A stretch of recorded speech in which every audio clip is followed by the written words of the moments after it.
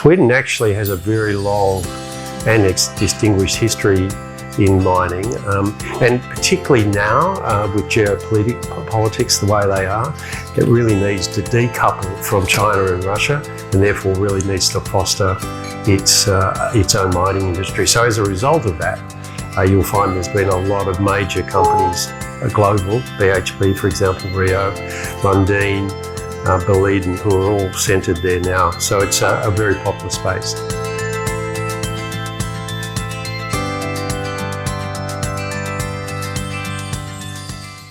Hello and welcome to the Assay TV. I am on site at 121 Mining Investment London, day 2. And I am joined by Raymond Shorrocks, who is the Interim Executive Chairman of Alicanto Minerals. So welcome, thanks for joining me today. Thank you. So let's start with a quick rundown of Alicanto Minerals and its journey so far. Yeah, it's a very interesting story, and it's based on 2 projects in Sweden, just northwest of Stockholm. Foundation assets are in copper and silver and zinc. So you just mentioned Sweden, which is a more uncommon mining jurisdiction.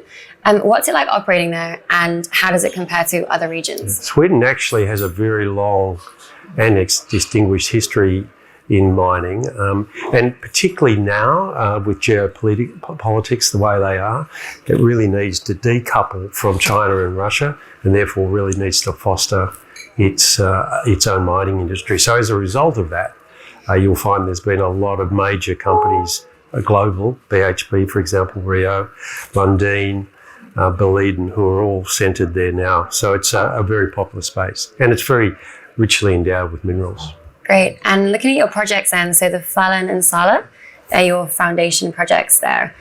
Can you run us through the details of these 2 projects and what's the latest? Yeah. So both those projects are very close to Stockholm with great infrastructure. It's a very flat area.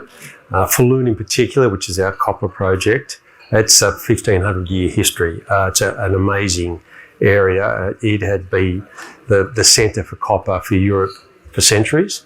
It supported most of Europe during the First and Second World Wars with its copper production. It ceased producing there in the 1990s. We picked that asset up in just a few years ago, 5 or 6 years ago, and currently we're assessing the ore body and drilling in that area. So that's copper in Falun.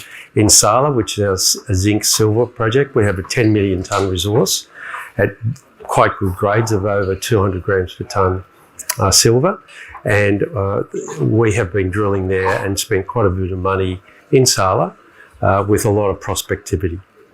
So looking at your future plans then, do you have any plans for additional acquisitions in Sweden?